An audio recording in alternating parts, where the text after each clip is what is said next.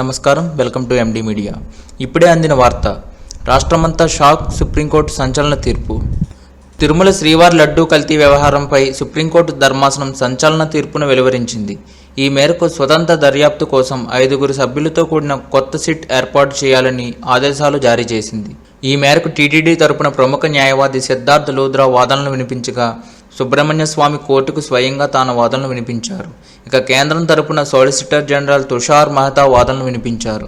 ఇక వైవి సుబ్బారెడ్డి తరపున కిపిల్ సిబాల్ వాదనలు వినిపించారు. ఈ క్రమంలో సోలిసిటర్ జనరల్ తుషార్ మెహతా మాట్లాడుతూ రాష్ట్ర ప్రభుత్వం ఏర్పాటు చేసిన సిట్పై తమకు నమ్మకం ఉందన్నారు. సిట్ సభ్యులపై ఎలాంటి సందేహాలు లేవని తెలిపారు. అయితే అందులో కేంద్ర అధికారి పర్యవేక్షణ ఉంటే బాగుంటుందని అన్నారు.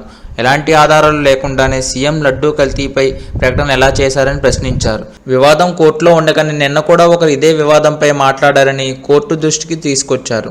అనంతరం ఏపీ ప్రభుత్వం తరపున సిద్ధార్థ లూథ్రా మాట్లాడుతూ భక్తుల మనోభావాలను దృష్టిలో పెట్టుకుని ప్రభుత్వం జరిగిన ఘటనపై ఎఫ్ఐఆర్ నమోదు చేసిందని తెలిపారు. ఈ విషయంలో తాము రాష్ట్ర ప్రభుత్వం ఏర్పాటు చేసిన సిట్తోనే దర్యాప్తు చేయించాలనుకుంటున్నామని కోర్టుకు విన్నవించారు. ఈ క్రమంలో ధర్మాసనం కలగజేసుకుని స్వతంత్ర దర్యాప్తునకు ఎందుకు ఆదేశించకూడదని ప్రశ్నించింది. స్వతంత్ర దర్యాప్తు ఉంటేనే మంచిదని జస్టిస్ బిఆర్ గవాయ్ తన అభిప్రాయాన్ని వ్యక్తం చేశారు. ఈ మేరకు ఏర్పాటు చేయబోయే కొత్త సిట్లో సిబిఐ నుంచి 2, సిట్ నుంచి 2 ఉండాలన్నారు. అదేవిధంగా FASSAI నుంచి కూడా ఒక నిపుణుని కూడా సిట్లో భాగస్వామిగా చేయాలన్నారు. ఇటువంటి లేటెస్ట్ న్యూస్ కోసం మన ఛానల్ను సబ్స్క్రైబ్ చేసుకోండి. Thank you for watching.